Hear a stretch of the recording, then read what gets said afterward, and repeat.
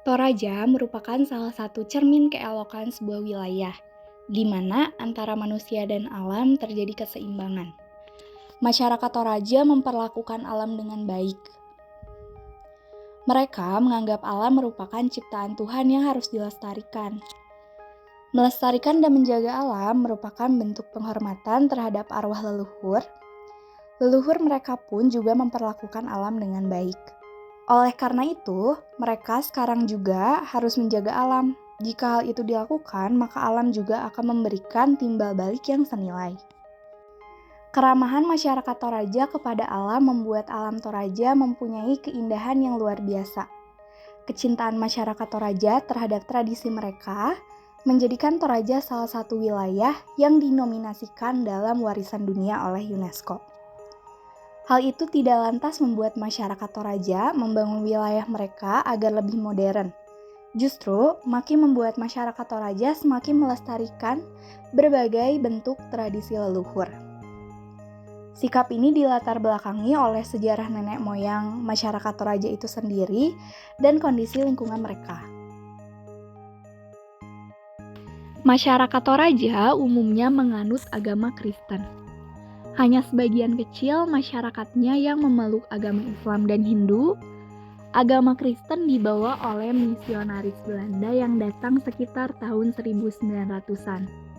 Sebelum abad ke-20, suku Toraja tinggal di desa-desa otonom. Mereka masih menganut animisme dan belum tersentuh dunia luar.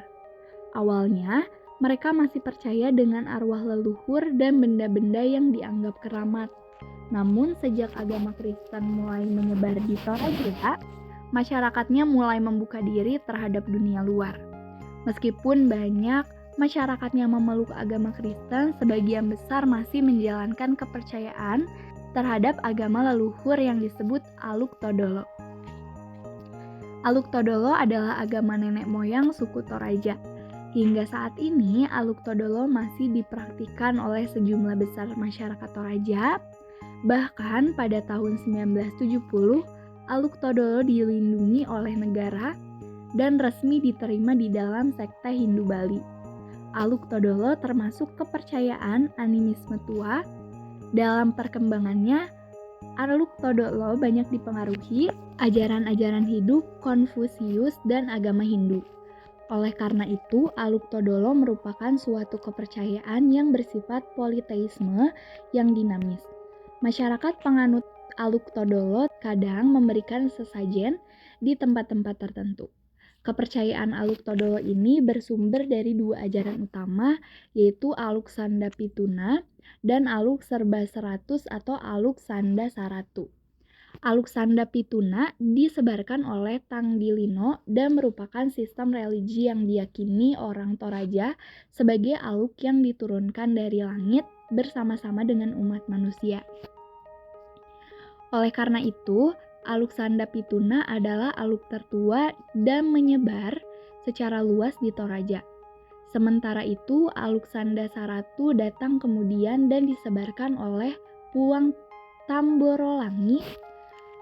Aluk Sanda Saratu hanya berkembang di daerah Talu Lembangna, yaitu Makale, Sangala, dan Mengkendek. Aluk Sanda Pituna bersumber dari ajaran agama atau Sukaran Aluk, yang merupakan upacara atau aluk, larangan atau pamali, kebenaran umum atau sangka, dan kejadian sesuai dengan alurnya atau saluna. Aluk sendiri meliputi upacara yang terdiri atas 3 pucuk dan 4 tumbuni, yaitu Aluk Talulolona, Apapentaunina.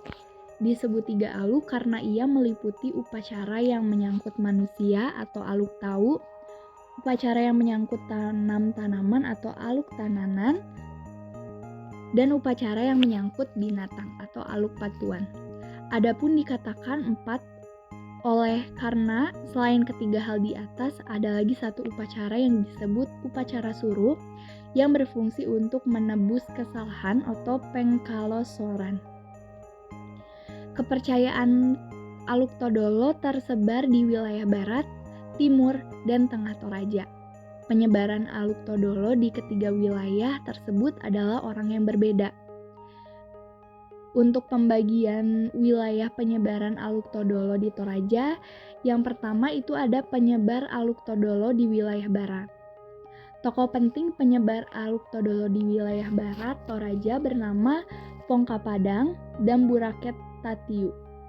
Mereka menyebarkan Aluk Todolo ke daerah Bonggakaradeng, sebagian Salu Putih, Simbuang hingga Pitu Uluna, Salu Karua Bana, Minangga.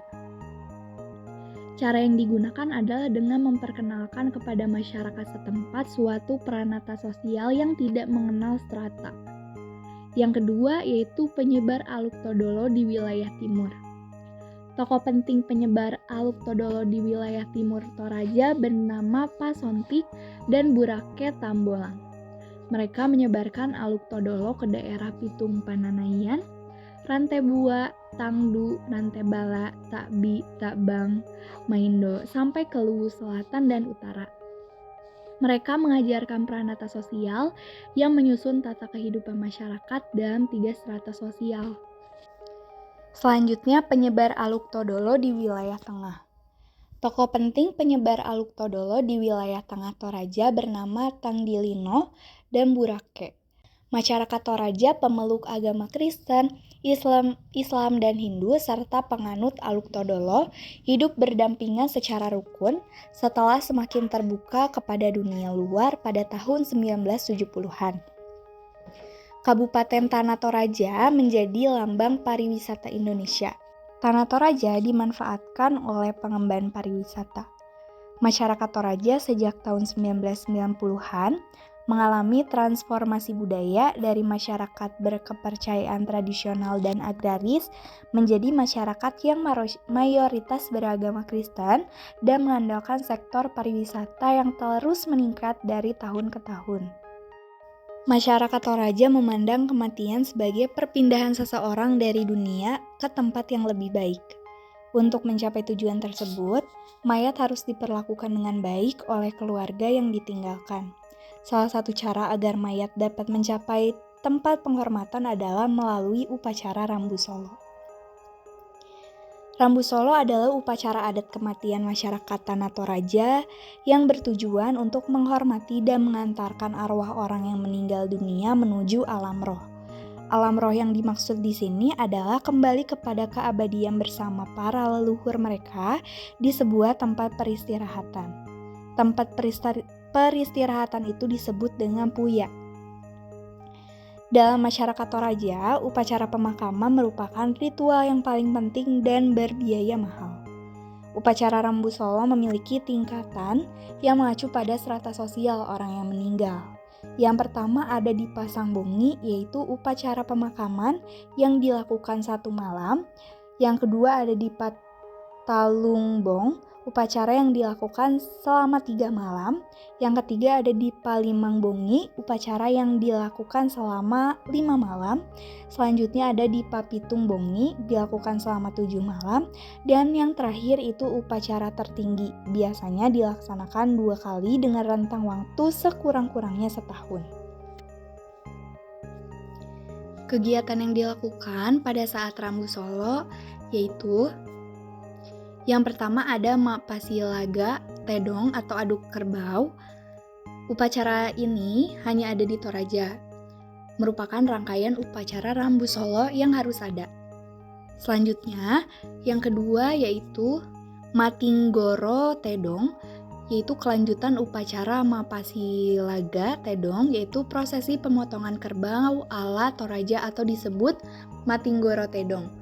Upacara ini dilakukan dengan menebas kerbau bule sampai kepalanya putus dengan hanya sekali tebas atau disebut tedong bonga. Selanjutnya yang ketiga yaitu kegiatan menari. Kegiatan lain yang juga ada dalam kegiatan Rambu Solo adalah menari. Tari memang tidak dapat dilepaskan dari upacara adat Toraja. Tari-tarian yang dilakukan adalah tari yang berkaitan dengan upacara Rambu Solo. Upacara Rambu Tuka. Upacara adat yang dilakukan masyarakat Toraja selain Rambu Solo adalah Rambu Tuka. Upacara Rambu Tuka merupakan kebalikan upacara Rambu Solo. Jika upacara Rambu Solo untuk duka cita, maka upacara Rambu Tuka adalah sukacita. Kemeriahan upacara Rambu Tuka tidak kalah dengan Rambu Solo. Upacara sukacita yang dilakukan masyarakat Toraja biasanya berhubungan dengan acara syukuran, misalnya acara pernikahan, syukuran panen, atau peresmian rumah adat atau tongkonan yang baru atau yang selesai direnovasi. Upacara adat Rambu Tuka merupakan salah satu cara untuk mempererat persaudaraan masyarakat Toraja. Upacara ini menghadirkan semua rumpun keluarga.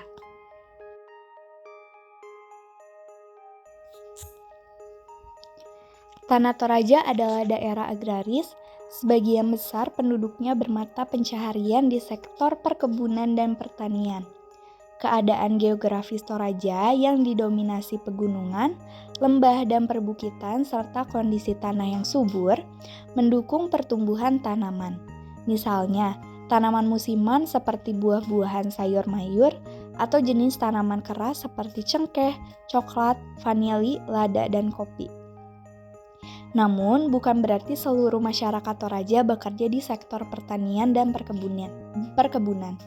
Ada juga masyarakat Toraja yang menjadi pegawai, pemerintahan, guru maupun bekerja di sektor industri yang tersebar di Indonesia. Sebelum masa Orde Baru, perekonomian masyarakat Toraja bergantung pada pertanian dengan produk utama singkong dan jagung. Selain itu, masyarakat Toraja juga berternak kerbau, babi, dan ayam untuk kebutuhan berkurban saat upacara adat dan bahan pangan.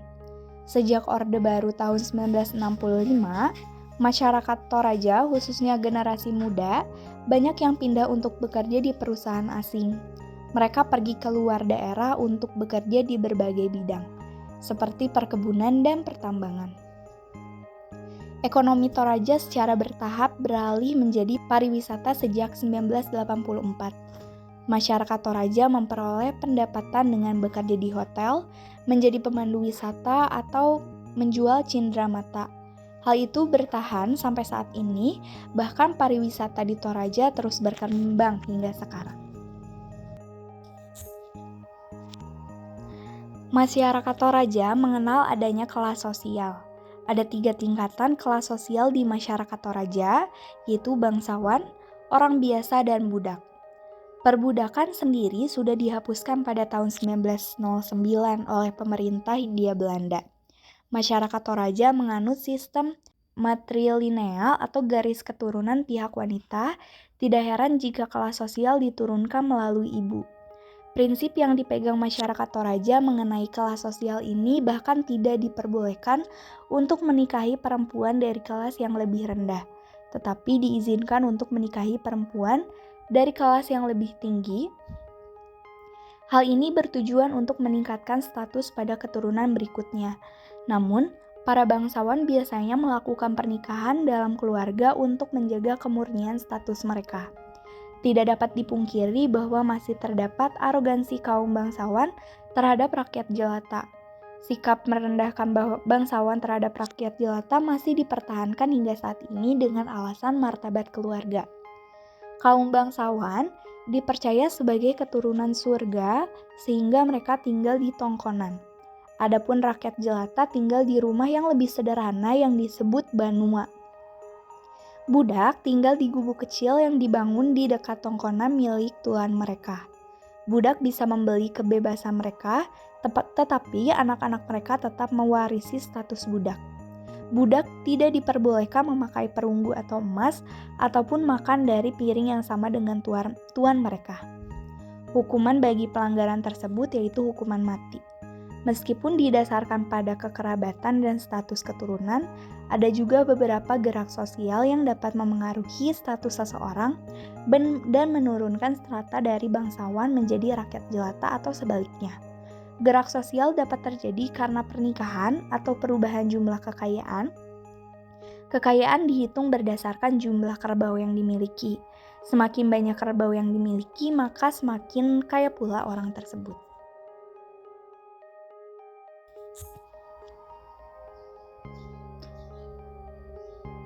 Kesenian merupakan salah satu hal yang tidak dapat dilepaskan dari kehidupan masyarakat Toraja.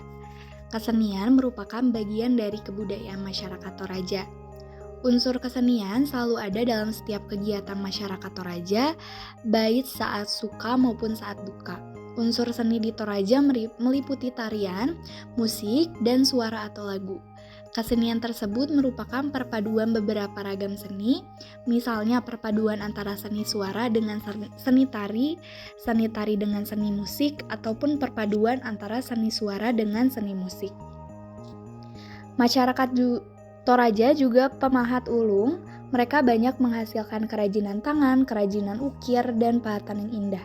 Bukan hanya itu, mereka juga pandai menenun. Aneka tenun dengan ragam motif menarik menjadi andalan Toraja. Selain itu, masyarakat Toraja juga pandai membuat kerajinan tangan dari manik-manik. Hasil kerajinan khas Toraja tersebut sering menjadi souvenir bagi wisatawan. Pemujaan terhadap Puang Matua, Deata, maupun To Mambali Puang banyak yang dimanifestasikan dalam bentuk seni tradisional seperti seni tari, seni suara, seni musik, seni sastra tutur, seni ukir, dan seni pahat. Hampir dalam setiap kegiatan mereka selalu dapat menampilkan tarian, di mana tarian dalam satu acara berbeda dengan tarian dalam acara lainnya. Dalam artian satu jenis tari hanya untuk satu kegiatan dan tidak boleh dicampur adukan. Beberapa tarian yang ada di Toraja yaitu yang pertama ada tari Mak Dandan. Tarian ini berintikan pemujaan dan doa-doa yang disampaikan kepada Puang Matua dan Deata pada syukuran panen ataupun penetapan rumah adat. Mak Dandan ditarikan oleh sekelompok orang wanita.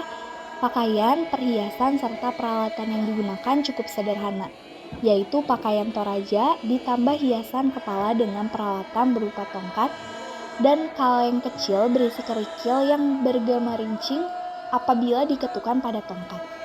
Penari bergerak dengan lemah gemulai menggoyangkan tongkat dengan iringan nyanyian khusus untuk Mak Dandan. Yang kedua ada tari Burake.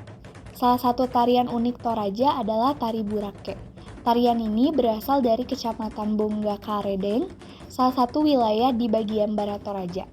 Tari Burake biasanya ditarikan oleh gadis-gadis bangsawan dengan iringan berbagai alat musik tradisional.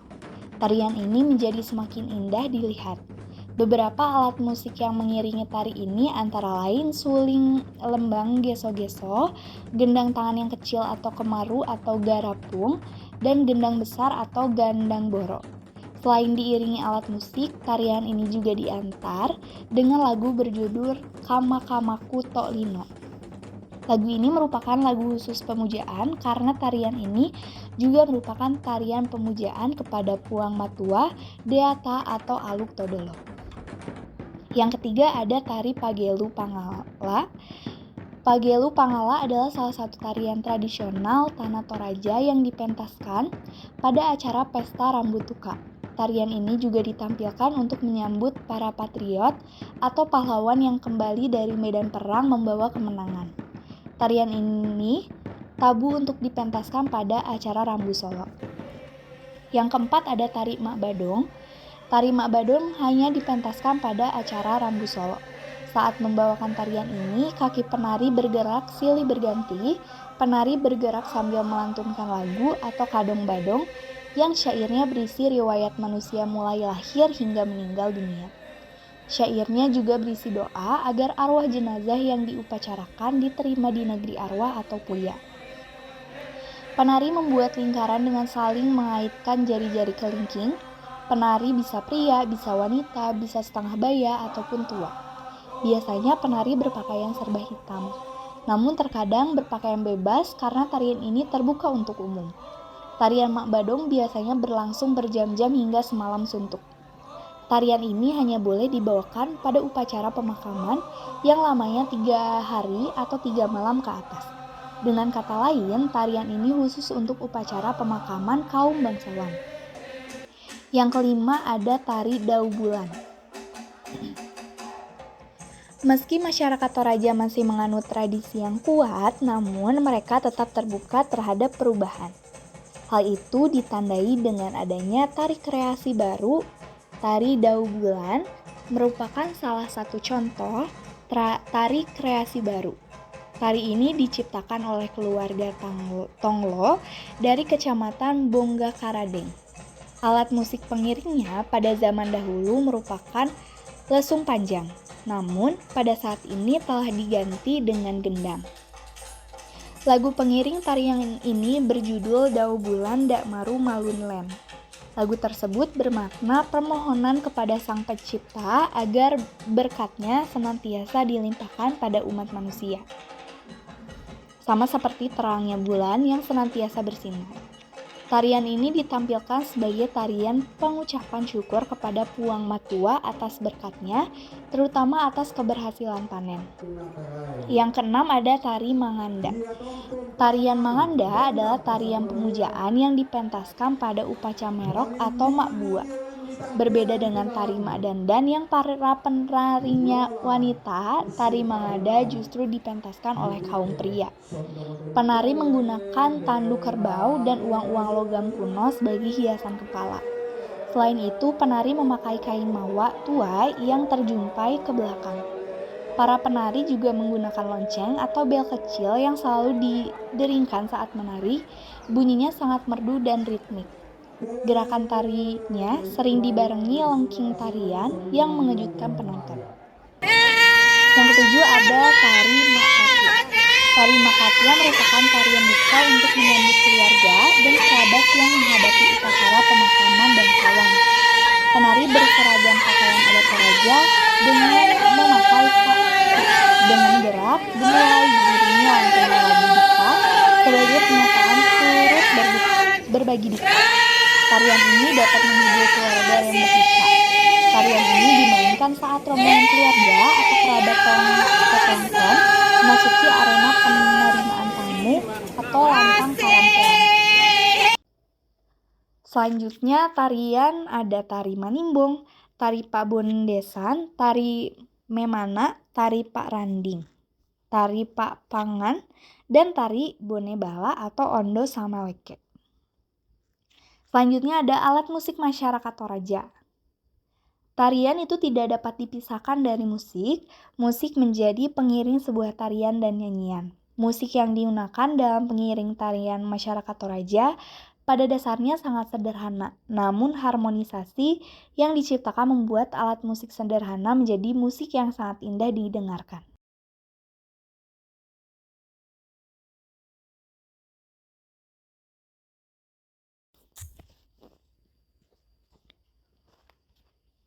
Selanjutnya ada alat musik masyarakat Toraja. Yang pertama itu ada papompang. Papompang merupakan orkestra sederhana dengan alat musik dari bambu. Papompang biasa dimainkan oleh orang banyak bersama-sama hingga menghasilkan musik yang indah. Yang kedua ada pasuling.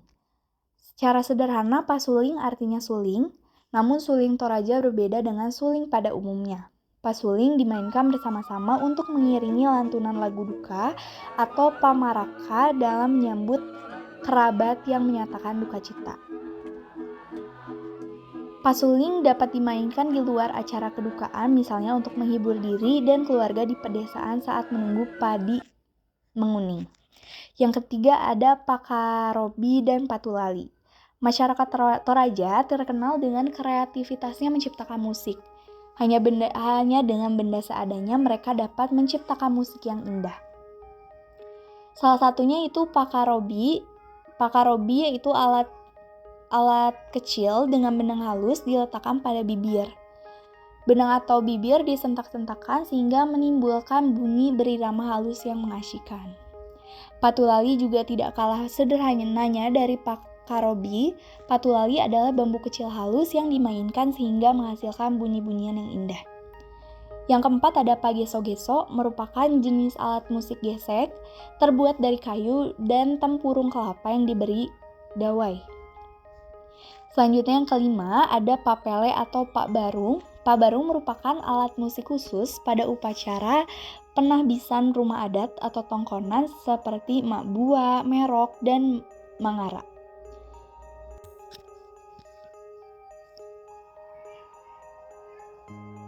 Nilai kreativitas membuat masyarakat Toraja senantiasa mengeksplorasi kemampuan mereka dalam menghasilkan aneka kerajinan. Contohnya itu yang pertama ada tenun Toraja. Tenun merupakan salah satu kerajinan andalan masyarakat Toraja. Meskipun jumlahnya masih terbatas, tetapi kerajinan tenun Toraja telah menjadi salah satu ciri khas pariwisata Toraja. Jenis kerajinan ini sangat terkenal di daerah Sa'dan, Rongkong, Mamasa, dan Simbuan.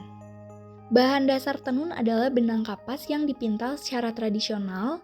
Bahan pewarna masih mempunyai pewarna alami atau menggunakan pewarna alami, misalnya dari tanah berwarna, dari kulit pelepah, biji atau dedaunan jenis tanaman tradisional tertentu. Warna yang banyak ditampilkan adalah warna merah, kuning, hitam, hijau, biru, dan putih. Pada mulanya corak tenunan hanya berupa garis-garis lurus berwarna selang-seling. Namun, dewasa ini sudah banyak yang diberi motif rumah Toraja dan ragam hias lain yang membuatnya semakin menarik. Perkembangan ini tidak lepas dari kemampuan pengrajin tenun yang menggunakan jenis benang yang lebih modern, tetapi tetap ditenun dengan ciri khas Toraja, yaitu dengan alat tenun tradisional, bukan mesin. Tenun Toraja banyak digunakan sebagai pakaian adat Toraja baik oleh kaum wanita maupun pria. Bahkan tenun Toraja juga digunakan sebagai bahan jas dan busana pengantin. Busana jenis ini banyak dijumpai pada acara rambut tuka atau festival tertentu. Yang kedua ada rangkaian manik-manik Toraja. Merangkai manik-manik juga ditekuni masyarakat Toraja. Sama halnya dengan tenun, keterampilan merangkai manik-manik juga jarang dikuasai sehingga memiliki peluang tersendiri bagi masyarakat Toraja. Kerajinan ini sangat menolong ketersediaan aksesoris pakaian adat serta bahan dekorasi tempat berlangsungnya rambut tuka dan rambu solo.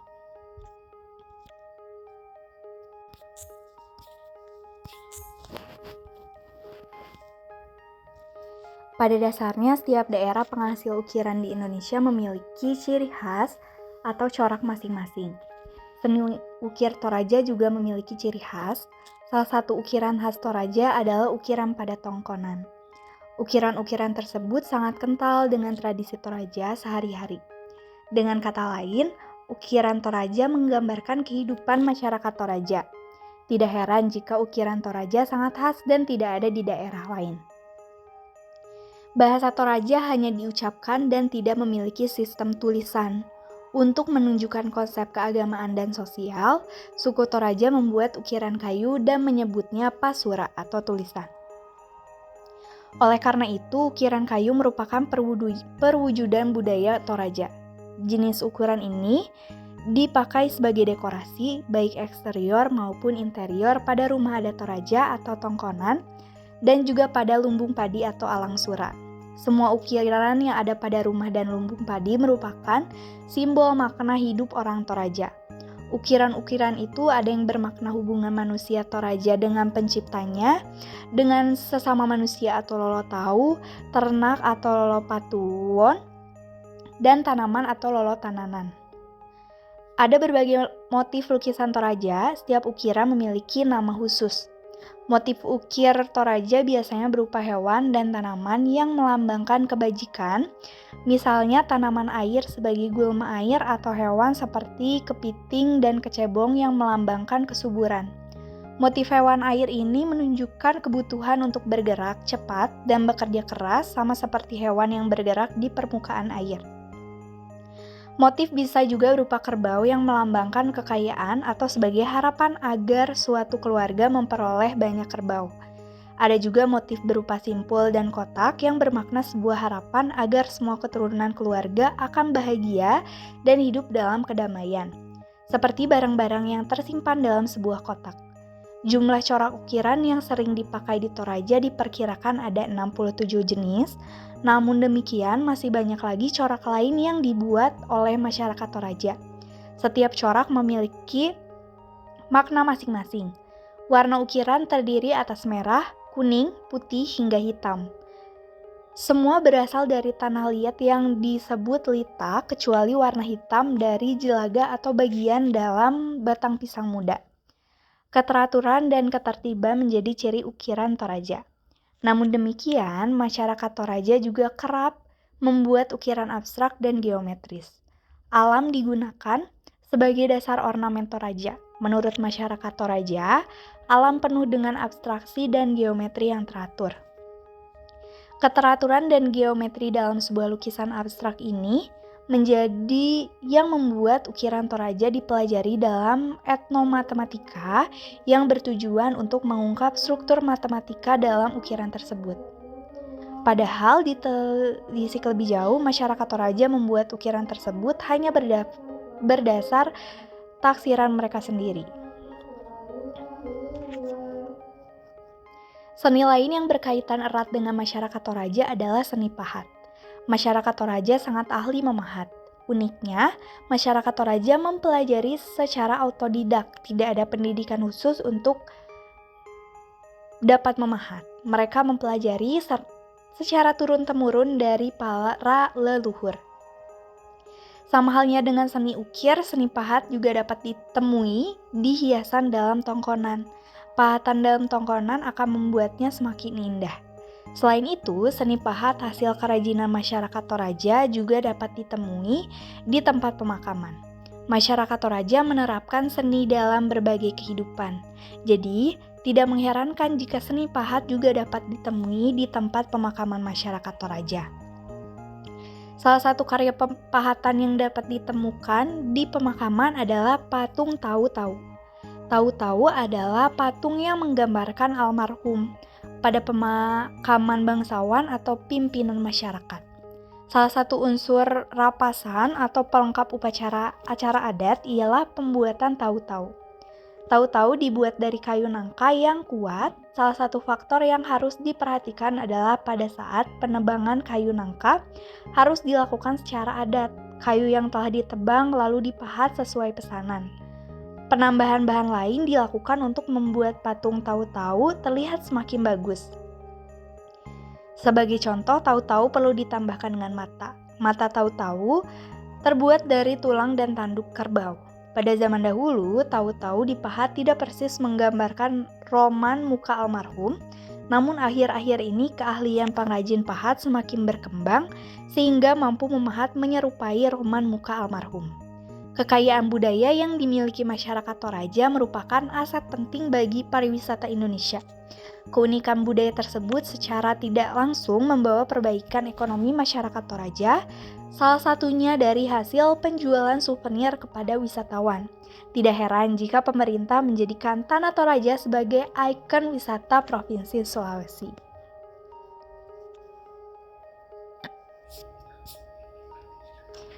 Bahasa Toraja adalah bahasa yang dominan di Tanah Toraja, dengan dan Toraja sebagai dialek bahasa yang utama. Bahasa Indonesia sebagai bahasa nasional adalah bahasa resmi dan digunakan oleh masyarakat.